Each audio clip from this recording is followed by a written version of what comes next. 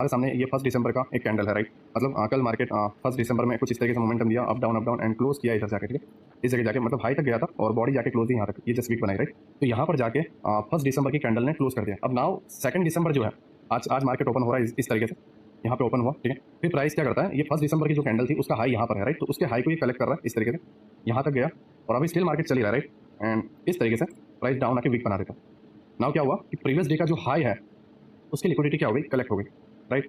And previous day के लो पे भी लिक्विडिटी है, ठीक है। तो प्रीवियस डे के हाई की जैसे ही लिक्विडिटी कलेक्ट हुई, अब प्राइस जो है डाउन इधर तक जाएगा, या नीचे के जो कोई भी पीओआई डन होने बाकी है उसको डन करेगा। अगर प्राइस अप ट्रेंड में है कुछ इस तरीके से, देन प्राइस नीचे के पीओआई को ही डन करने जाएगा। और अगर मान लो प्राइस डाउन ट्रेंड में है, एक्चुअली लोग यहाँ तक टारगेट रखते हैं बट उन्हें ट्रेंड नहीं पता होता, ठीक है। तो अगर मान लो प्राइस जो है डाउन ट्रेंड में है, प्राइस क्या करेगा, लिक्विडिटी कलेक्ट करके ये लो तक जाएगा, राइट। तो डाउन ट्रेंड में है देन लो तक, ठीक है। बट अगर ट्रेंड अप है देन नीचे का जो लास्ट पीओआई है वहाँ तक।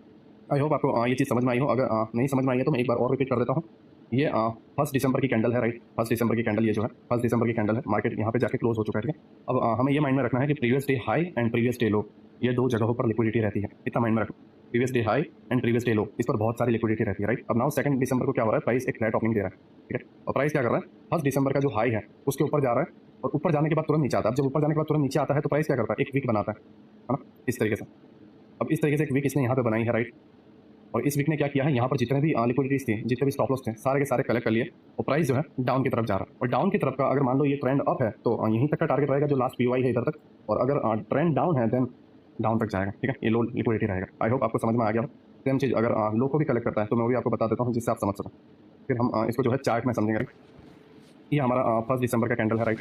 और 1 दिसंबर के हाई पे भी लिक्विडिटी है एंड 1 दिसंबर के लो पे भी लिक्विडिटी है, राइट। और प्राइस जो है एक इस तरीके से गैप डाउन ओपनिंग देता है, ट्रेंड अप है, राइट। इसे याद रखना, ट्रेंड जो है एक अप ट्रेंड है ना। तो ट्रेंड अप है और इस तरीके से क्लोजिंग हुई है, बट सडनली होता ये है कि गैप डाउन ओपनिंग हो जाती है इस तरीके से।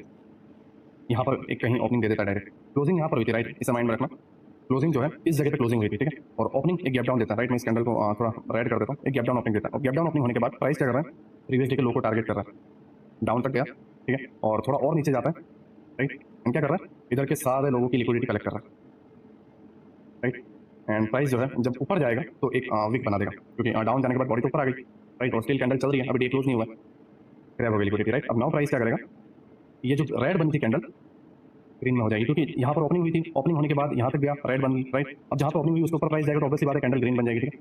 और ट्रेंड अप है तो इस केस में टारगेट रहेगा आपका ये हाई, ठीक है। बट अगर ट्रेंड डाउन रहता, मान लो ये जो ट्रेंड है ये कुछ इस तरीके से रहता डाउन, इस तरीके से ट्रेंड डाउन रहता, राइट।